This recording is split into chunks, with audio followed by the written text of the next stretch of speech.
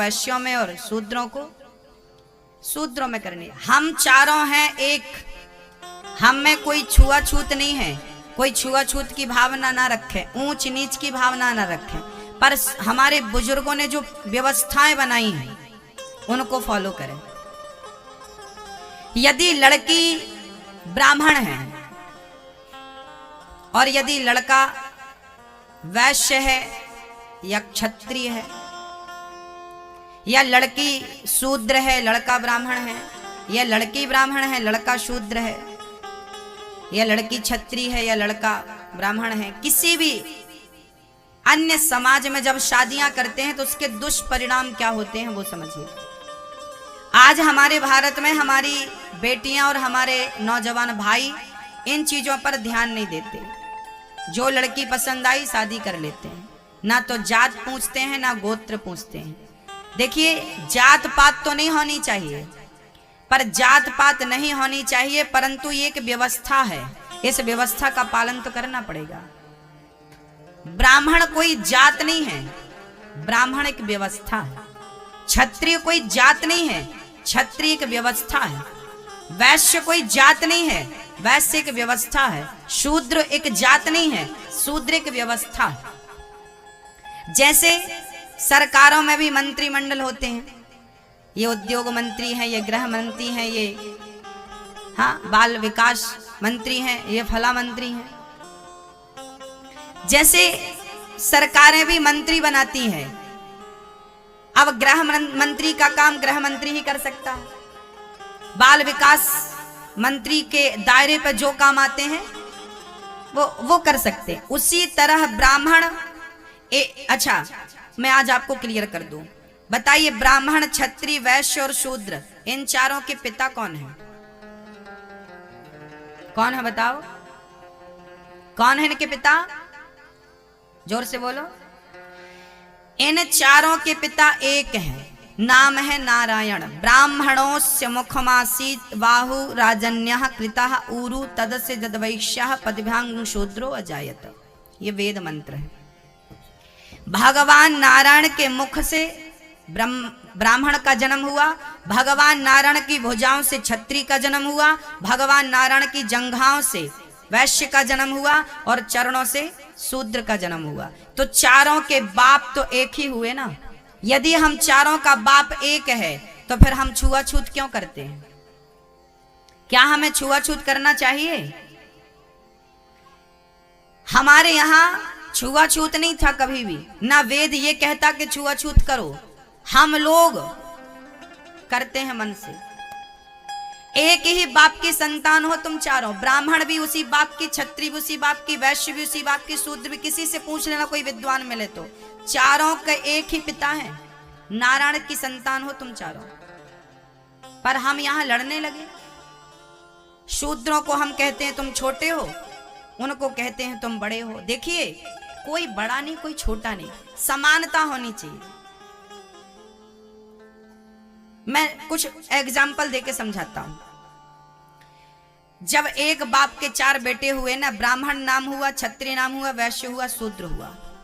ब्राह्मण को काम दिया गया वेद पढ़ना है, वेद पढ़ाना है, यज्ञ करना है, यज्ञ कराना है, दान लेना है, दान देना है। ये 6 कर्म ब्राह्मण के होते हैं। क्षत्रिय को कहा कि तुम तलवार उठाओ और रक्षा करो, हमारी सीमा पे रक्षा करना है। कोई दुश्मन आए तो लड़ने का काम किसे दिया गया? सेना। जैसे आज भी हमारी सेना होती है ना, मिलिट्री, वो सेना उस जमाने में ये व्यवस्था क्षत्रिय को दी गई थी कि तुम, आज हम उसे मिलिट्री कहते हैं, तब व्यवस्था में उसे क्षत्रिय कहा जाए। तुम क्षत्रिय हो, तुम तलवार चलाते हो, क्षत्रिय। ब्राह्मण का काम वेद पढ़ना। देखिए, दशरथ जी क्षत्रिय थे और वशिष्ठ जी ब्राह्मण थे, तो गुरु ब्राह्मण बताएगा कि तुम्हें क्या करना। चाणक्य थे गुरु और उनके शिष्य का नाम था चंद्रगुप्त मौर्य। जब गुरु वेद के हिसाब से तुम्हें सही मार्गदर्शन करेगा तो आप महान राजा बनेंगे। उसका उदाहरण चंद्रगुप्त मौर्य है। चाणक्य जैसा गुरु हो तो चंद्रगुप्त मौर्य जैसा एक छत्र राजा तो होगा ही होगा। गुरु अच्छा होना चाहिए। गुरु मेहरबान तो चेला पहलवान। तो गुरु ब्राह्मण को कहा गया क्योंकि ये ब्राह्मण वेदों का ज्ञानी है, तो ये बताएगा तुम्हें तलवार कैसी चलानी। अर्जुन क्षत्रिय थे, पर अर्जुन को भी धनुष चलाना ब्राह्मण ने सिखाया था कि नहीं? बोलो क्या नाम था उस ब्राह्मण का? द्रोणाचार्य। तो ब्राह्मण तो सदियों से धनुर्विद्या सिखाते आए हैं, वेद विद्या सिखाते आए हैं। ब्राह्मण गुरु इसलिए है क्योंकि ये सदियों से तुम्हें शिक्षा देता आया है, इसलिए ब्राह्मण पूजनीय है क्योंकि वो गुरु के स्थान पर बैठा है। तो ब्राह्मण गुरु की भूमिका अदा करे, क्षत्रिय क्षत्रिय की भूमिका अदा करे। अच्छा, वैश्य को काम क्या दिया गया था कि तुम व्यापार करो इस देश से उस देश, ताकि हमारे देश को तलवार के साथ वेद के साथ पैसों की भी तो जरूरत पड़ेगी। तो पैसों का काम किससे सौंपा गया था? बोलो, वैश्य को, कि तुम व्यापार करना, बिजनेस करना, तो हमारे को आर्थिक रूप से तुम क्या करना? मजबूत करना, क्योंकि पैसे भी तो चाहिए ना। और चौथा काम दिया था शूद्रों को। चौथा काम किसे दिया था? शूद्रों को काम क्या दिया था? अब वो समझते। देखिए, जिन शूद्रों को तुम अछूत कहते हो, आज मैं उन शूद्रों की तुम्हें चर्चा सुनाता हूं। ये जो क्षत्रिय तलवार चलाता था ना, ये तलवार बनाता कौन था? देखिए, पहले नंबर पर ब्राह्मण, दूसरे नंबर पर क्षत्रिय। क्षत्रिय के पास जो तलवार थी, जो भाला था, वो बनाता कौन था? शूद्र बनाता था। भाला बनाने वाले को, शूद्र बनाने वाले को आज भी हम लोहार कहते हैं। क्या कहते हैं? लोहार। उस जमाने के वैज्ञानिक हुआ करते थे शूद्र। क्या हुआ करते थे? वैज्ञानिक। कैसी कैसी तलवारें, महाराणा प्रताप की 40 किलो की तलवार इन्हीं शूद्रों ने बनाई थी, जिनको तुम आज अछूत कह रहे हो। समझ रहे हो ना? इन शूद्रों ने ही महाराणा प्रताप की तलवार, 80 किलो का भाला इन्हीं शूद्रों ने बनाया था। उनका कवच के सामने वाले का तीर तुम्हारी छाती पे ना घुसे, इसके लिए ये निर्माण करते थे, नया नया शोध करते थे ये शूद्र। इसका नाम था लोहार। फिर तुम्हारे लिए जूते बनाते थे। जूते बनाने वाले को हमने चमार कहा। एक को कहा लोहार, एक को कहा चमार, क्योंकि चमार मांस फाड़ता था। मरे हुए जानवरों का, बकरा है, भैंस मर गई, आप लोग मर जाता था तो दे देते थे, वो चमार भाई ले जाते थे और उससे बढ़िया आपके लिए जूता बनाते थे। बहुत सारे चमड़े की सामग्रियां बनाते थे, वो भी एक व्यवस्था थी। इसको काम दिया गया चमार का, चमड़े का, इसलिए उसको नाम पड़ गया चमार। चमड़े का काम करते करते उसे नाम पड़ गया चमार। लोहा का काम करते करते नाम पड़ गया लोहार। आगे चलते हैं। आगे चले तो हम सभी के घरों में जो घड़ा होता है, वो घड़ा कौन बनाता है? कुम्हार। वो कुम्हार तुम्हारे लिए घड़ा बनाता, उसके बनाए घड़े पे तुम पानी पीते हो और उसको छूते नहीं हो। वाह! देखिए, तुमने शूद्रों को बिल्कुल किनारे कर दिया, तुम्हें छुएंगे नहीं, तुम्हारे छुएंगे नहीं, तुम अछूत। क्यों अछूत है भाई? वो तुम चारों एक बाप की संतान हो, तुम कहां अलग हो गए? अपने आप को अलग क्यों मान रहे हो? पढ़े लिखे हो तो आओ हमसे बात कर लो। ये व्यवस्था थी, चमार की व्यवस्था थी, लोहार की व्यवस्था थी। और भी मैंने कुछ एग्जाम्पल दिए, कुछ आपके सामने होते हैं तो आप समझ लीजिए। ये व्यवस्था थी। तुम्हारी गटर भर जाएगी, तुम्हारे घर पे जो टॉयलेट बनी है उसके लिए गड्ढा तुमने बनाया है, वो भर जाएगा तो कौन साफ करेगा? कौन साफ करता?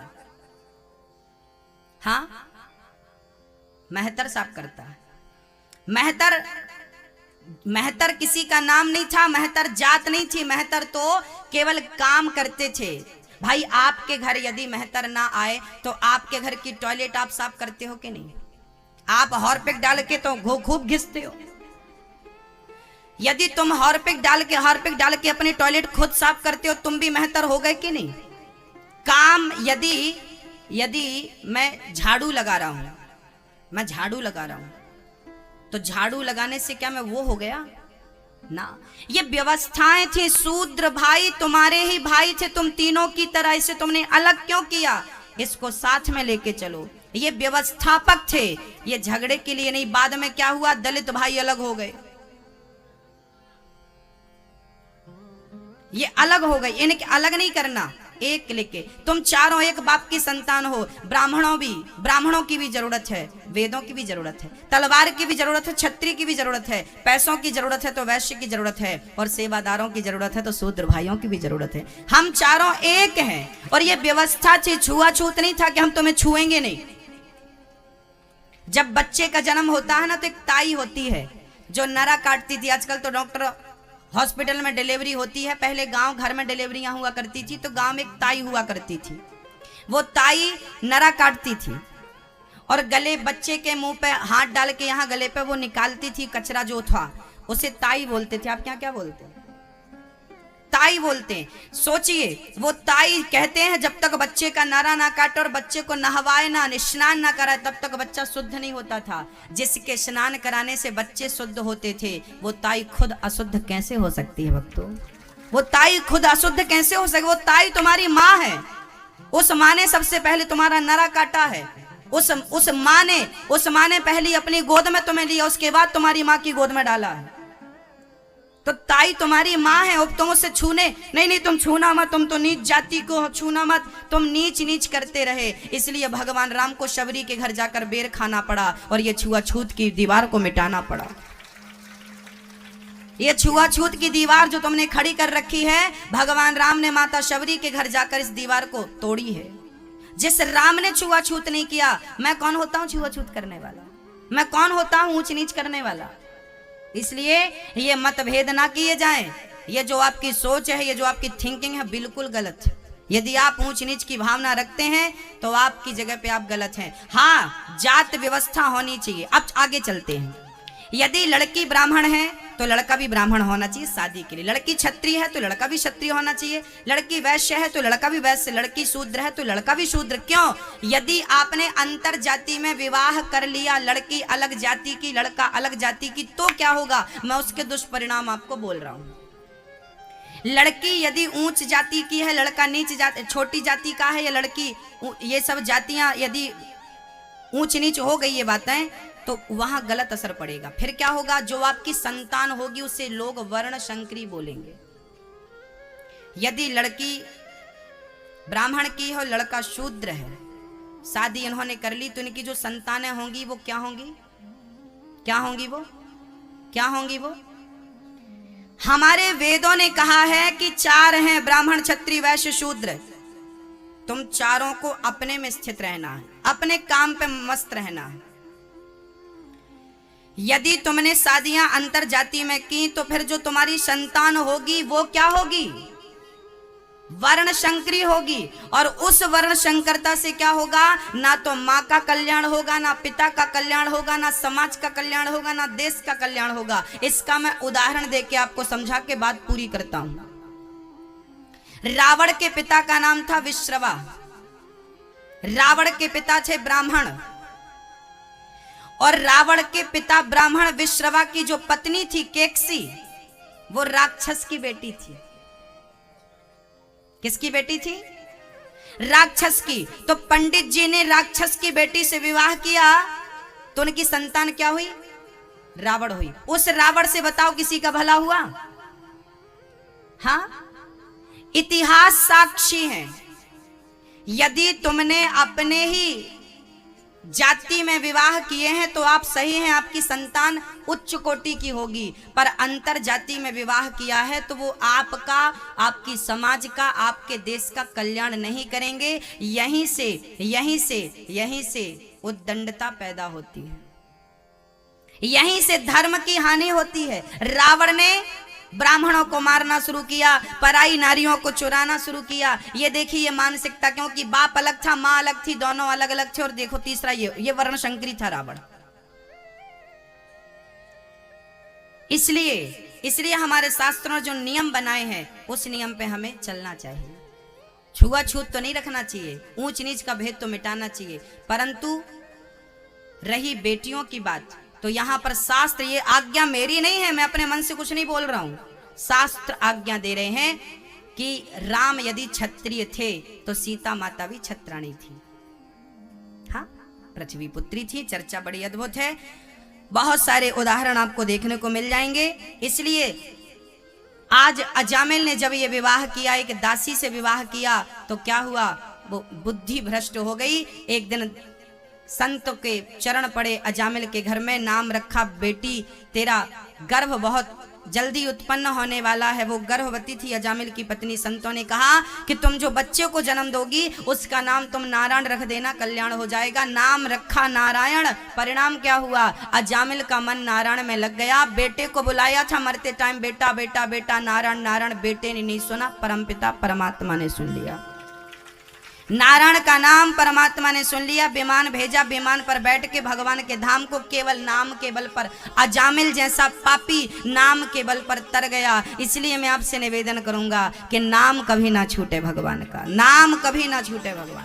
काम करते रहना और नाम जपते रहना। कोई भी हो, ये नाम सबके लिए पावन है। नाम सबको इंसानियत है आपकी, और ये आपका अपना स्वभाव है, आपका सुंदर सा सरल सा। यही स्वभाव की जरूरत है। बड़े पद पे होकर भी अपने आप को बिल्कुल साधारण रखना, ये अच्छी बात है। ये आपका व्यक्तित्व बहुत अच्छा है, बना रहे, ईश्वर से प्रार्थना है। बैठ जाइए, अब आप लोग बैठ जाइए भैया जी। हाँ, शांति से बैठ जाइए।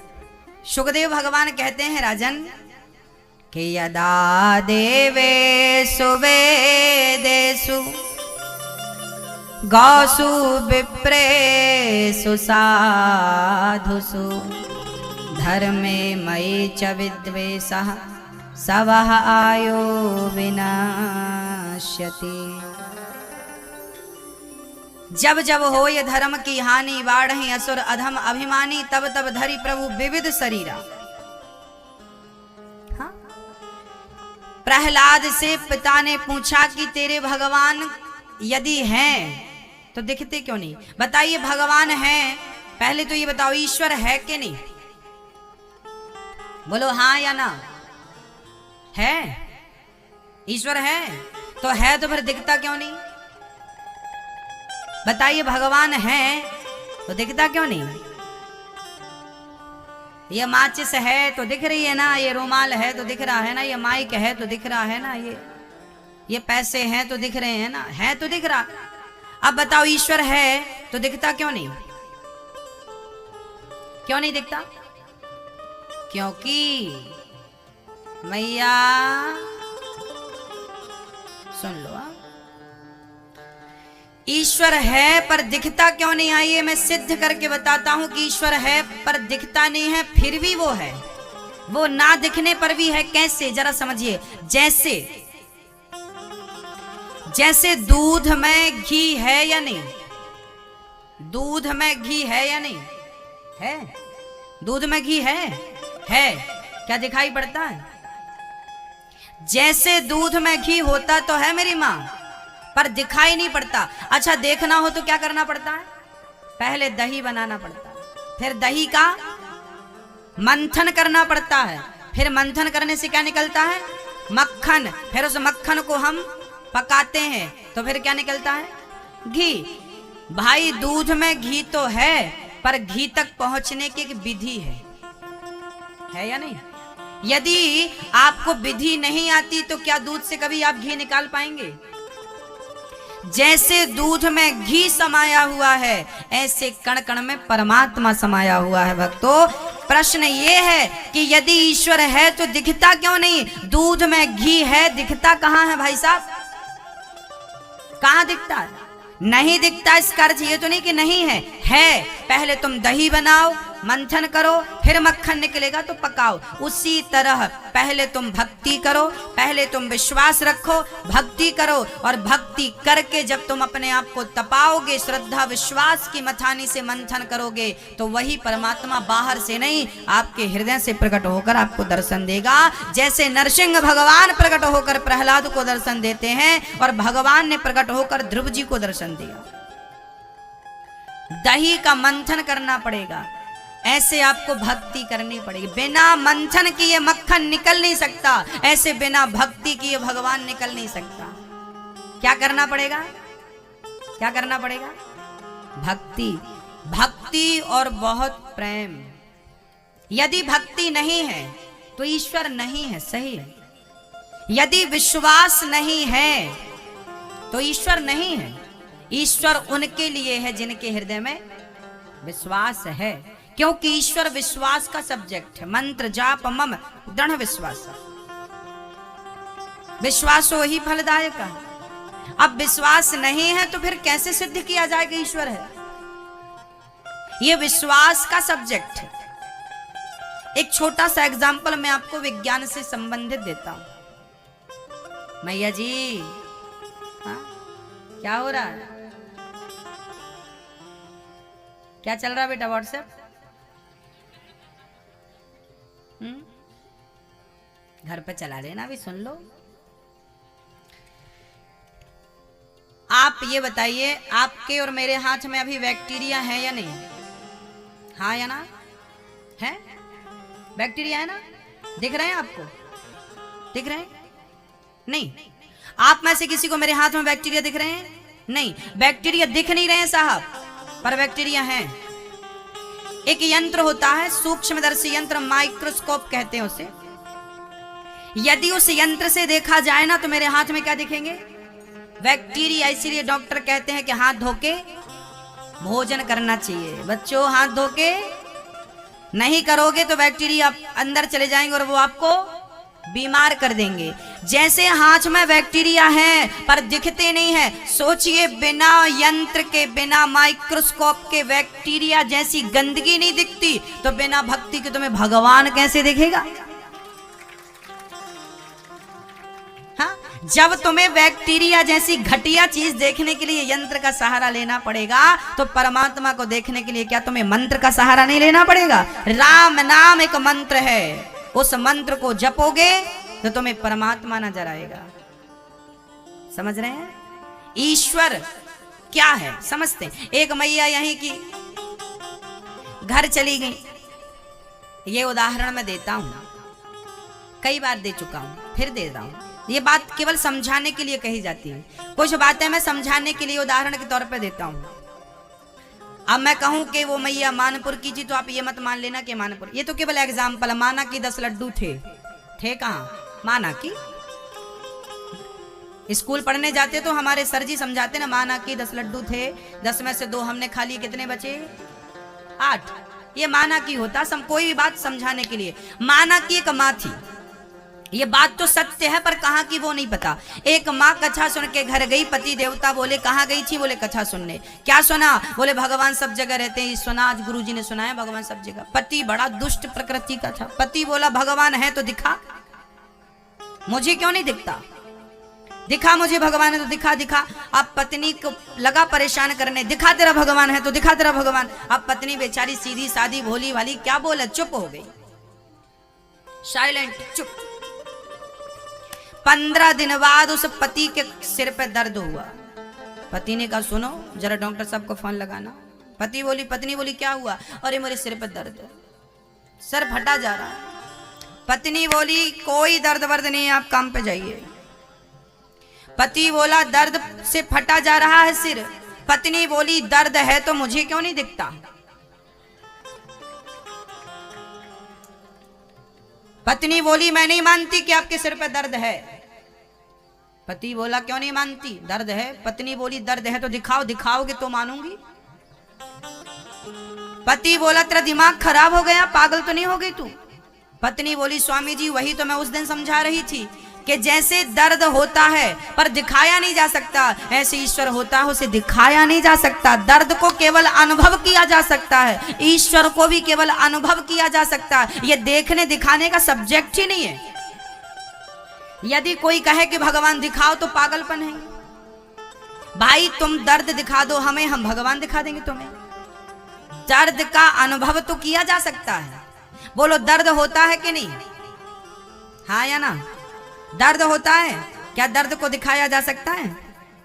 डॉक्टर साहब यहाँ दर्द है, यहाँ, अरे यहाँ तो ये भुजा है तुम्हारी, दर्द कहाँ है? दर्द देखो अच्छे से, यही तो था, कहाँ चला गया?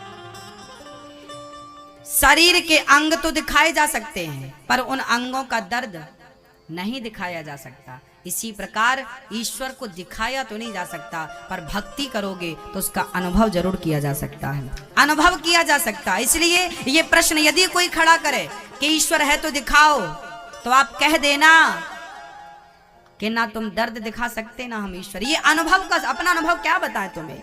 माँ बच्चे से प्यार करती है कि नहीं? माँ बेटे से प्यार करती है कि नहीं? हाँ या ना? हाँ या ना? माँ बेटे से प्यार करती है। अब बेटा कहे माँ प्यार करती है तो दिखा, तो क्या माँ बेटे से प्यार करती है, क्या प्यार करती है, ये बात दिखाई जा सकती है? प्यार होता तो है माँ का बेटे से, पर वो प्यार, वो प्रेम दिखाया नहीं जा सकता। भाई का प्यार बहन से है, प्यार तो है पर वो दिखाया नहीं जा सकता। नहीं दिख रहा है इसका मतलब ये तो नहीं कि नहीं है। जैसे माँ का प्रेम होता तो है बच्चों के लिए, पर वो प्रेम दिखाया नहीं जा सकता, बस होता है। ऐसे भगवान की भक्ति है, ईश्वर है, बस दिखाया नहीं जा सकता, है सो है, बस अनुभव है अपना। इस प्रश्न पे नहीं उलझना हमें, बस उसका नाम जपना है, नारायण नारायण, प्रेम करिए बस। राम ही केवल प्रेम प्यारा। हिरण्यकश्यप पढ़ने के लिए अपने पुत्र को भेजा, पढ़ के आए तो नवधा भक्ति का वर्णन श्री ध्रुव जी, प्रहलाद जी ने अपने पिता को कराया। श्रवणम कीर्तनम विष्णु स्मरणम पाद सेवनम अर्चनम वंदनम दास्यम सख्यमात्म निवेदनम। पहली भक्ति क्या है? भक्ति कितने प्रकार की होती है मेरी माँ? कितने प्रकार की? 9। पहली भक्ति क्या है? कथा सुनना, श्रवणम। दूसरी भक्ति है कीर्तन करना, नारायण नारायण नारायण श्रीमन नारायण नारायण भजमन नारायण नारायण। ये कीर्तन करना कौन सी भक्ति है? दूसरे नंबर। कथा सुनना पहली भक्ति, कीर्तन दूसरी भक्ति। स्मरण करना, जैसे अभी मैंने बताया कि माँ काम करती करती भी बच्चे का स्मरण करती है, ऐसे काम करते करते भी भगवान का स्मरण बना रहे। ये कौन सी भक्ति है? कौन सी भक्ति है? तीसरी। श्रवणम कीर्तनम स्मरणम पाद सेवनम। पाद सेवनम मतलब पांव दबाना। आप अपने माँ के पांव दबाते हैं कि नहीं? माँ के पांव दबाना तीसरी भक्ति है। ये हम अपने से नहीं बोल रहे हैं। पाद सेवनम तीसरी भक्ति। ये माँ के पांव दबाते कि नहीं आप लोग? कहते हैं माँ बाप के पांव दबाने से, माँ बाप के पांव छूने से आयु, यश और बल बढ़ता है, विद्या बढ़ती है। माँ का आशीर्वाद बहुत बड़ा होता है मेरी माँ। इसलिए भाई साहब किसके पांव दबाना आपको? अपनी माँ के, अपने पिता के, अपने गुरु के, अपने अतिथि जनों के। बूढ़ी माँ, कोई आपका संबंध तन का मन का नहीं है, कोई बूढ़ी माँ है, यदि जरूरत है उसको आपकी, तो आप उसके पांव दबाइए, उसे रोटी खिलाइए, उसे कपड़े की जरूरत है कपड़ा दीजिए, सेवा कीजिए, वही ईश्वर है। तो बताइए आज से मैया, ओ मैया जा रही हो? अच्छा, कल आना। आओगी कि नहीं मैया? वो इतना बड़ा झोला लेके जा रही है मैया। अच्छा, कथा कथा सब भर ली झोले मैया। कल आना मैया, सबको लाना, पड़ोसियों को। देख तो लो मेरी माँ। देखती भी नहीं, चूल्हे में जाओ। टाटा।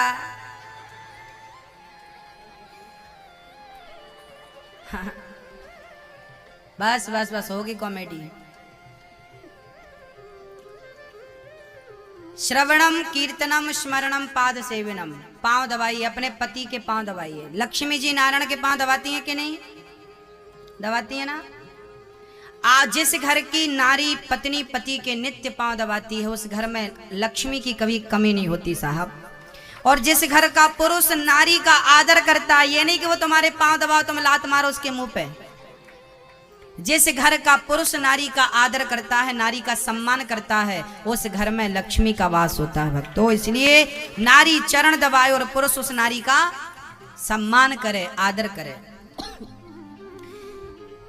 पांचवी भक्ति है मंत्र जाप मम दृढ़ विश्वास, भगवान का नाम विश्वास के साथ जपना पांचवी भक्ति है। छठ दमशील विरत बहुकर्मा निरत निरंतर सज्जन धर्मा, सज्जनता होना छठवीं भक्ति है। सातव सम मोहिमय जग देखा, सब में ईश्वर को देखना सातवीं भक्ति है। संतोष जितना ईश्वर ने दिया उसमें संतोष रखना आठवीं भक्ति है। और अपने आप को भगवान के चरणों में समर्पित कर देना नौवीं भक्ति है। ऐसा नवदा भक्ति का ज्ञान श्री प्रहलाद जी ने पिता को दिया।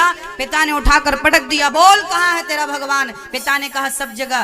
पुत्र ने कहा सब जगह। कैस खंबे पर है? हाँ। एक प्रहार किया खंबे पर, हिरण्यकश्यप ने गदा का खड़ग का खंबा टूट गया और नरसिंह भगवान गर्जना करते हुए प्रकट हो गए। बोलिए नरसिंह भगवान की। हिरण्यकश्यप को उठाया, गोद पे लिटाया, अपने नख से भगवान ने जो छाती पर वार किया, हृदय विदीर्ण हो गया। आंतों को निकालकर गले की माला बनाकर धारण कर ली। हिरण्यकश्यप का उद्धार हुआ। प्रहलाद जी ने भगवान की स्तुति करी। ब्रह्मादयः सूर्यगणा मुनयोऽथ सिद्धा, सत्वैकता नमतयो वचसां प्रवाहे, नाराधितुं पुरुगुणैरधुनापि विप्रो, किं तोष्टुमर्हति समे हरिरुग्र जाते। चरणों में गिर पड़े प्रहलाद जी। भगवान ने कहा बेटा तुम चिंता ना करो, तुम सदा के लिए मेरी गोद पर बैठोगे। नरसिंह भगवान हिरण्यकश्यप को मारने के लिए आए, उसके बाद भगवान अंतर्धान हो गए। बहुत कम समय के लिए कोई अवतार यदि हुआ है तो वो है श्री नरसिंह अवतार। भगवान के 24 अवतारों में सबसे कम समय के लिए कौन सा अवतार हुआ था? श्री नरसिंह भगवान का अवतार। प्रहलाद के लिए लिया था, किसको मारा? हिरण्यकश्यप को मार दिया। एक बार भगवान ने हाथी को बचाने के लिए, एक बार राजा बलि के यज्ञ में वामन भगवान पहुंचे। देखिए भगवान ने फिर वामन अवतार लिया। राजा बलि से 3 पग भूमि मांगी थी, 2 पग में दुनिया नाप ली, तीसरा पग कहाँ रखा था? राजा बलि के मस्तक पर। अच्छा, दूसरे पग में भगवान ने ब्रह्मलोक नापा तो भगवान का अंगूठा ब्रह्मांड में लगा तो ब्रह्मांड फट गया था। उससे पानी निकला था। भगवान का चरण धोता हुआ वो जल ब्रह्मा ने कमंडल पे डाला और वही जल भागीरथ के तप करने पर जल छोड़ा तो वही जल गंगा जल है। पूरी दुनिया में गंगा जल ही ऐसा है जो जल कभी खराब नहीं होता, क्योंकि वो परमात्मा के चरणों से होता हुआ गुजरा था, ब्रह्मांड के बाहर का, इसलिए वो जल कभी खराब नहीं होता। लाखों लोगों की हड्डियां लगभग रोज गंगा में डाली जाती हैं, पर आज भी आपको गंगा के घाट में एक भी हड्डी उतराती नजर नहीं आई होगी कि यह हड्डी उतरा रही है, क्योंकि हड्डी को भी गलाने की क्षमता किसी जल में है तो केवल गंगा जल में है, केवल गंगा जल में। और आज वही गंगा जल हमारी तरफ देख रहा है और कह रहा है कि हम तुम्हारे बाप दादों को शुद्ध करते आए हैं, पाप से मुक्त करते आए हैं, अब तुम हमें तो कम से कम शुद्ध रखो, तुम हमें तो कम से कम शुद्ध रखो। बड़े बड़े नाले मिल रहे हैं और क्या करें, गंगा की सफाई के नाम पर करोड़ों रुपए खर्च हो रहे हैं। यहाँ के बच्चे छिछोरे नहीं हैं। इंद्र महाराज भी ये काम कर चुके हैं। उनकी भी नियत किसी नारी को देख के डगमग डगमग डोलती थी। बाद में उन्हें बड़ा पश्चाताप हुआ था इंद्र को। इंसान बस नहीं बिगड़ता मेरी माँ, नारी की सुंदरता ऐसी है कि इंद्र जैसों का मोह, नारी मन को मोह लेती है, इंद्र जैसों के मन को मोहित कर लिया। इसलिए कहते हैं कि कभी भरोसा ना करना नारियों पर, नारियां मतलब पर नारी पर, पराई नारी पर भरोसा ना करना। इसलिए शास्त्र तो बिल्कुल मना करता है कि पराई नारी को ना देखो। यदि अपना कल्याण चाहते हो तो पराई नारी को ना देखो। जो पुरुष पराई नारी को देखा उसका चरित्र बिगड़ जाएगा, बिगड़ जाएगा, बिगड़ जाएगा। समझ लो, समझ लो, समझ लो। पराई नारी को ना देखा जाए, नारी को देखा ही ना जाए, और देखा जाए तो माँ के रूप में, बहन के रूप में या बेटी के रूप में देखा जाए, नहीं तो नारी को देखना पाप है। देखा था इंद्र ने, आया था रात के 2 बजे कुक्कड़ों को कर दिया मुर्गा बन के, चंद्रमा भी साथ में थे। गौतम ऋषि को लगा कि सवेरा हो गया, वो गंगा स्नान करने गए और यहाँ इंद्र महाराज आए। इंद्र महाराज आए और गौतम का रूप बना लिया और गौतम का रूप बना करके उनके साथ रमण करना शुरू कर दिया, अहिल्या के साथ। तभी गंगा ने कहा गौतम जी से कि अभी 4 नहीं बजे, आपके साथ छल हुआ है। दौड़े दौड़े आए और गौतम जी ने श्राप दे दिया, इंद्र जा, तू नारी के पीछे भागा है नारी के जिस गंदे छिद्र के लिए तू आया है, जा तेरे शरीर में वही गंदे गंदे हजारों छिद्र हो जाए। इंद्र के पूरे शरीर में छिद्र हो गए थे गंदे गंदे। बाद में फिर वो आंख बन गई थी संत कृपा से। और कहा था पत्नी को, आप नहीं पहचान सकी कि आपका पति कौन है। अच्छा, गौतम की नारी पहचान गई थी कि यह छल हो रहा है। उसने उसका चरित्र बिगड़ा नहीं था, पर उनके पति को संदेह हो गया तो उन्होंने श्राप दे दिया, जाओ तुम पत्थर की हो जाओ, पत्थर की हो जाओ। चरणों पे प्रणाम किया, महाराज मेरा उद्धार कैसे होगा। तब गौतम ऋषि ने कहा था कि तेरा चरित्र बिगड़ा है, जब कोई चरित्रवान तेरे मस्तक पे पांव रखेगा तो तेरा चरित्र सुधर जाएगा। बिगड़ा हुआ चरित्र कोई सुधार सकता है तो राम जैसी मर्यादा, राम जैसा चरित्र बिगड़े हुए चरित्र को, जैसे कांटे को कांटा निकालता है उसी प्रकार बिगड़े चरित्र को कोई बना सकता है तो सुधरा हुआ चरित्र बना सकता है। राम जैसा चरित्र आज इस चरित्र को ठीक कर दिया। पति के धाम को चली गई माँ। ये कोई साधारण नारियां नहीं है।